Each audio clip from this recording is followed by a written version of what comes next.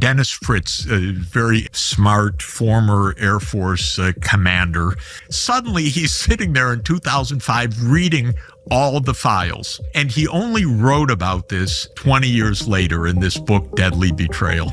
This is Bibi's war. We're going to war because Israel said so. And Feith was Bibi's man in the Pentagon. But how could Douglas Feith, who's an American citizen and an American official at the American Pentagon, do the bidding of a foreign government like that? Well, because America has been doing Israel's bidding for 30 years, because of the Israel lobby, because of the concocted idea that this is U.S. security. But sending young people to die, I mean, that's a pretty heavy thing to do.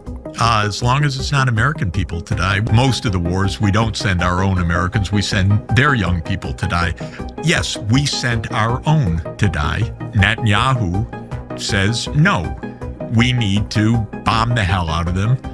We need to defeat them like we defeated Saddam and Assad and Gaddafi. We need to take out this evil regime. That's his line. So it's not about nukes, what you're saying. You're saying it's not about nukes, it's about regime change. I think, for sure.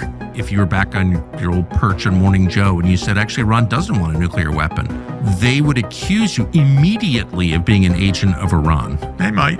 Boy, that is not the story that any American news channel tells ever. So why are we going through all this? I mean, the full attention of huge parts of the U.S. government, billions and billions and billions and trillions over the years of American tax dollars have gone to responding to this threat. We have bases all around the region, all focused on Iran. All of this effort by the United States focused on this Iranian threat that you claim doesn't exist. The American deep state doesn't care about any other people at all. Whatever happens to them, it doesn't care about the Ukrainian people.